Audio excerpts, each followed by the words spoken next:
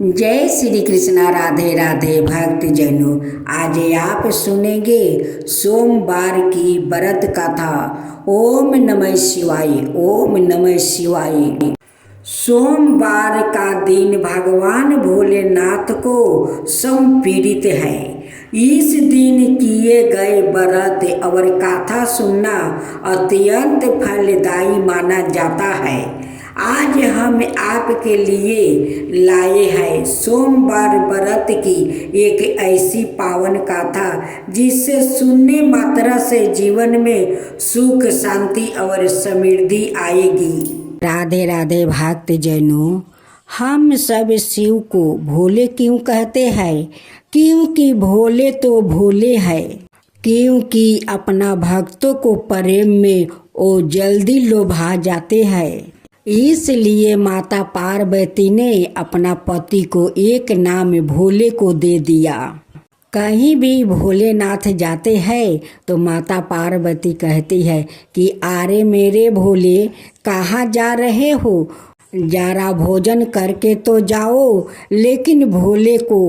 लेकिन कोई उन्हें प्रेम से बुलाते हैं तो आगे पीछे नहीं देखते हैं, वो सोझे चले जाते हैं अपना भक्त के पास से। इसलिए माता पार्वती उन्हें भोले कहकर बुलाती है। भोलेनाथ की जय हो, भोलेनाथ की जय हो, माता पार्वती की जय हो, माता पार्वती की जय हो। एक साहूकार था जो भगवान शिव का अनाय भक्त था। उसके पास धन आए, किसी भी चीज की कमी नहीं थी, लेकिन उसकी कोई संतान नहीं थी और वो इसी कामना को लेकर रोज शिव जी के मंदिर जाकर दीपक जलाता था।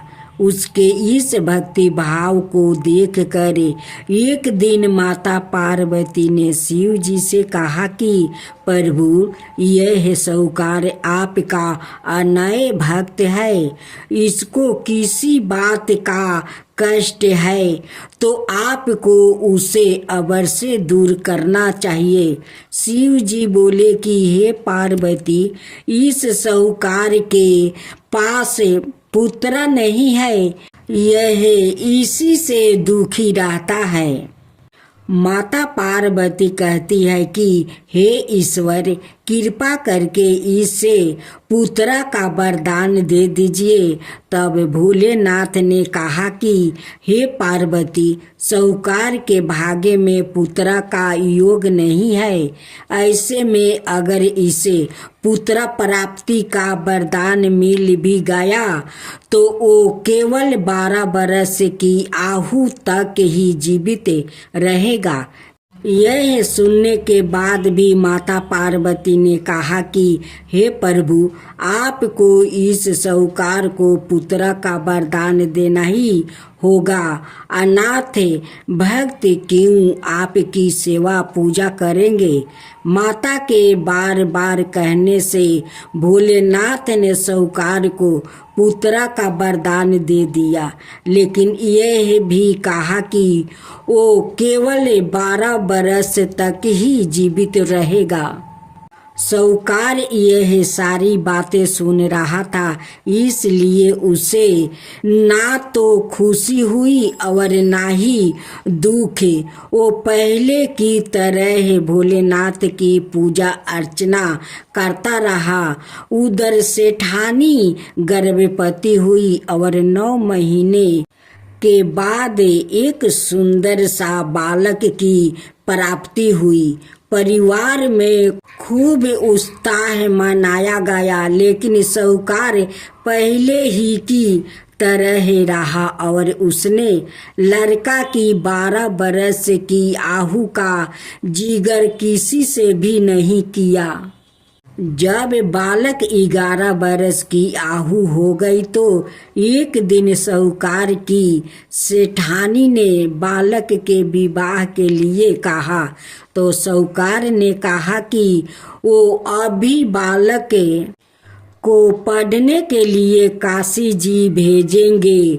इसके बाद उसने बालक के मामा जी को बुलाया और कहा कि इसे काशी पढ़ने के लिए ले जाओ और रास्ते में जिस भी स्थान पर रुकना वहाँ यज्ञ करते और ब्राह्मणों को भोजन कराते हुए आगे बढ़ना। उन्होंने भी इसी तरह करते हुए जा रहे थे कि रास्ते में एक राजकुमारी का विवाह था। जिससे उसका विवाह होने वाला था वो एक आंख से काना था। तो उसके पिता ने जब अति सुंदर साहूकार के बेटे को देखा तो उनके मन में आया कि क्यों ना इसे ही घोड़ी पर बैठाकर शादी के सारे कार्य संपन्न करवा लिया जाए। तो उन्होंने मामा से बात की और कहा कि इसके बदले में वो अथाह धन देंगे। तो वो भी राजी हो गया। इसके बाद साहूकार का बेटा विवाह की वेदी पर बैठा और जब विवाह कार्य संपन्न हो गया तो जाने से पहले उसने राजकुमारी की चदरी के पल्लू पर लिखा कि तेरा विवाह तो मेरे साथ हुआ, लेकिन जिस राजकुमार के साथ भेजेंगे वो तो एक आंख का काना है। इसके बाद वो अपने मामा के साथ काशी के लिए चल गया। उधर जब राजकुमारी ने अपनी चुनरी पर यह लिखा हुआ पाया तो उसने राजकुमार के साथ जाने से मना कर दिया। तो राजा ने भी अपनी पुत्री को बारात के साथ विदा नहीं किया। बारात वापस लौट गई। उधर मामा और भांजे काशी पहुंच गए थे। एक दिन जब मामा ने जग रचा रखा था और भांजा बहुत देर तक बाहर नहीं आए तो मामा ने अंदर जाकर देखा तो भांजे का प्राण निकल चुके थे।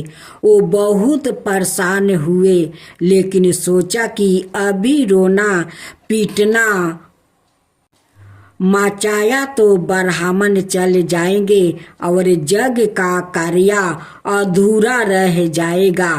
जब यज्ञ संपन्न हुआ तो मामा ने रोना पीटना शुरू किया।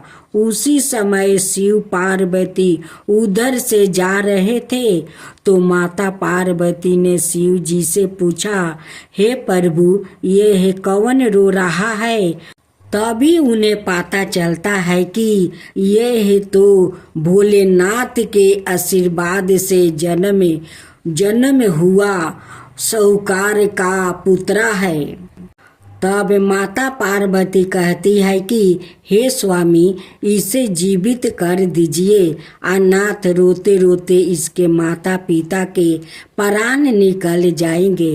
तब भोलेनाथ ने कहा कि हे पार्वती, इसकी आहु इतना ही थी सो वो भोग चुका है, लेकिन माँ के बार बार आग्रह करने पर भोलेनाथ ने जीवित कर दिया। लड़का ओम नमः शिवाय करते हुए उठा और मामा भांजे दोनों के ईश्वर को धन्यवाद दिया और अपनी नगरी की ओर लौटा। रास्ते में वही नगर पारा और राजकुमारी ने उन्हें पहचान लिया। तब राजा ने राजकुमारी को साहूकार के बेटे के साथ बहुत सारे धन धनाये के साथ विदा किया। उधर साहूकार और उसकी पत्नी छत पर बैठे थे। उन्होंने यह प्रण कर रखा था कि यदि उनका पुत्र सकुशल ना लौटा तो वो छत से कूदकर अपना प्राण त्याग देंगे। तभी लड़के के मामा ने आकर साहूकार के बेटे और बहू के आने का समाचार सुनाया लेकिन वो नहीं माने तो मामा ने शपथ पूर्वक कहा। तब तो दोनों को विश्वास हो गया और दोनों ने अपने बेटे बहू का स्वागत किया। उसी रात साहूकार को सपने में शिव जी ने दर्शन दिया और कहा कि तुम्हारे पूजन से मैं प्रसन्न हुआ। इसी प्रकार जो भी व्याकृत इस गाथा को पढ़ेगा या सुनेगा उसके समस्त दुखों दूर हो जाएगा और मन बचित सभी कामनाओं की पूर्ति होगी। जय शिवा ओमकारा प्रभु हरे शिवा ओमकारा ब्रह्मा विष्णु सदा शिव अर्धंगिनी धारा। ओम जय शिवा ओमकारा एकानन चतुरानन पंचानन राजे शिव पंचानन राजे हंसासन गरुड़ासन विषवाहन साजे। ओम जय शिवा ओमकारा दो भुज चार चतुर भुज दस भुज अति सोहे तीनों रूप निरखता त्रिभुवन जन मोहे। ओम जय शिवा ओमकारा अक्षर माला बने माला मंगी माला तारी चंदन मृग मद सोहे बोले सुधिकारी।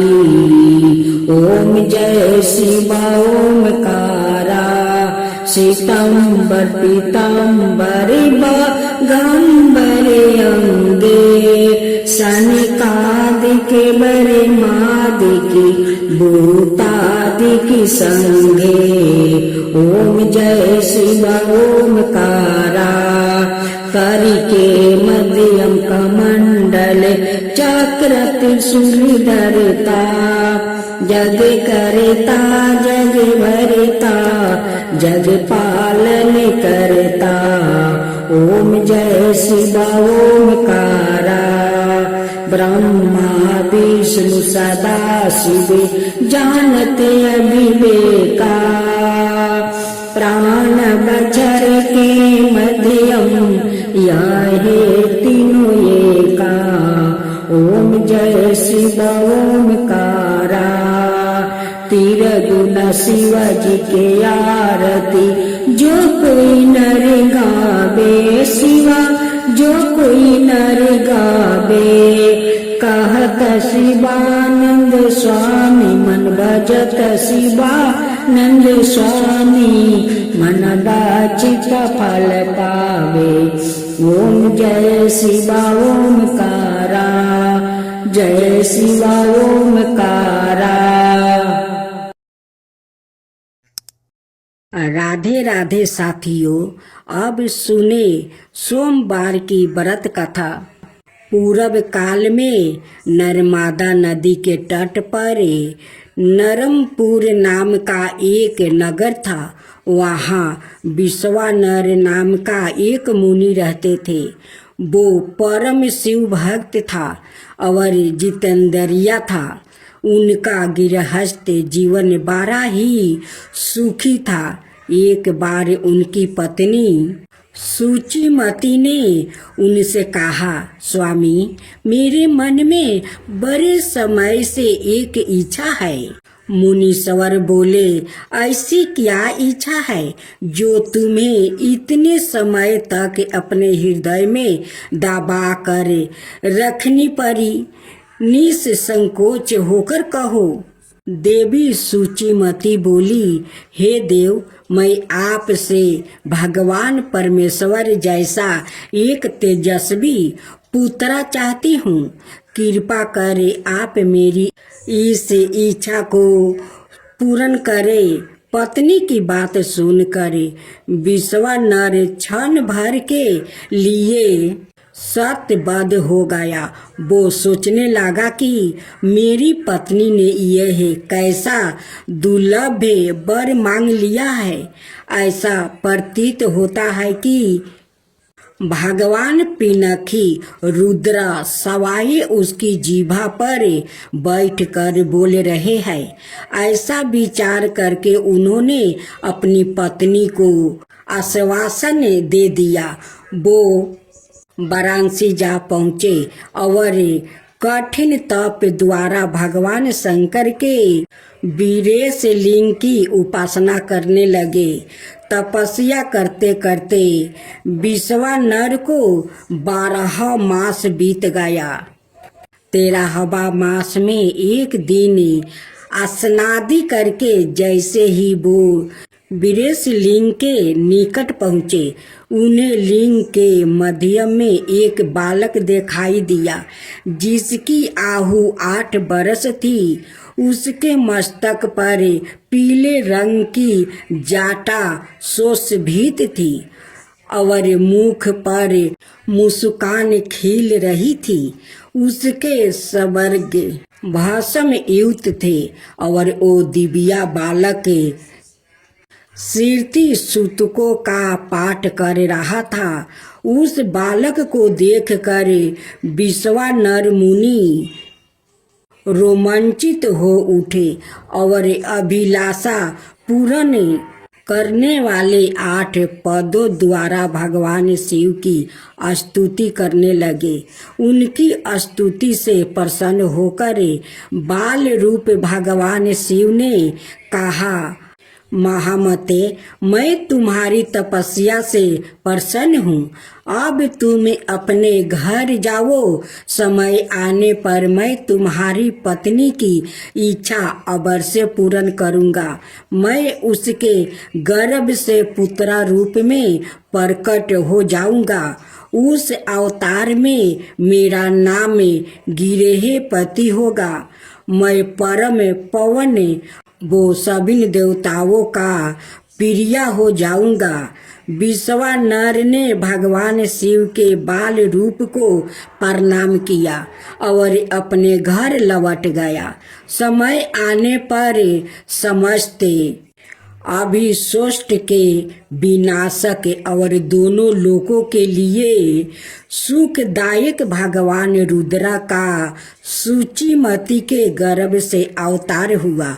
उस बालक का जात कर्म करने के लिए सवाए ब्रह्मा मुनि विश्वानर के घर उपस्थित हुआ और उन्होंने उसका नाम गिरिहपति रखा।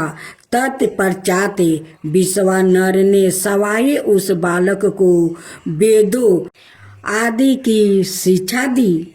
जब वो बालक 9 बरस का हुआ तो एक दिन देव ऋषि नारद उसके दर्शन हेतु विश्वानर के घर पधारे। मुनि विश्वानर ने उनका हृदय से स्वागत किया, योचित आसनादि दिया। तब नारद जी ने कहा, हे मुनि, तुम्हारा यह पुत्र बड़ा ही भाग्यशाली है, किंतु एक आशंका मुझे व्यतीत किया हुआ है।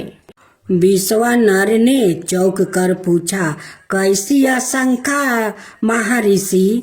महर्षि नारद ने उत्तर दिया, मेरी आशंका यह है कि जब तुम्हारा यह पुत्र 12 बरस का होगा तो इस पर बिजली या पानी का भय आएगा। यह सुनकर मुनि विश्वानर और उनकी पत्नी गहन चिंता में डूब गई। उन्हें इस प्रकार चिंतित गृहस्थ हुए देख कर गिरिहपति ने कहा, पिताश्री, आप चिंतित ना हो। देवाधिदेव महादेव की कृपा से कुछ नहीं होगा। यह तो कालों के भी काल है। आप मुझे काशी जाने की आज्ञा दे दीजिए। मुनि ने आज्ञा दे दिया। काशी पहुँच कर गिरहपति नृत्य गंगा जल से पूर्ण 108 कलशों द्वारा भगवान शिव का अभिषेक किया और शिव मंत्र का जप करने लगा। जब उन्होंने 12वां बरस में प्रवेश किया तो एक दिन इंद्र उनके समक्ष प्रकट हुआ और बोले, प्रियवर, मैं तुम्हारे तप से प्रसन्न हूँ, अपनी इच्छा अनुसार वर मांगो। इस पर गिरहपति बोले, आप चले जाए इंद्र देव, मैं पशुपतिनाथ के अतिरिक्त और किसी से वर मांगने का इच्छुक भी नहीं हूँ। वैसे भी आप छल से आह्लाय का सतीत्वा नष्ट करने वाले पर्वत शत्रु इंद्र ही तो है। बालक गिरहपति की बात सुनकर इंद्र को क्रोध आ गया। उसने अपने वज्र से उन्हें डराया, जिससे गिरहपति को मूर्छित आ गई। तभी भगवान शिव ने प्रकट होकर कहा, उठो वस्त, जो मेरा भक्त है उस पर इंद्र तो क्या यम भी दृष्टि नहीं डाल सकते। आज से मैं तुम्हें अग्निपद वरदान करता हूँ। तुम्हारे द्वारा स्थापित यह लिंग काशी में अग्निश्वर के नाम से प्रसिद्ध होगा। यह कहकर भगवान शिव अंतर्ध्यान हो गए और बालक गिरहपति घर लौट आया।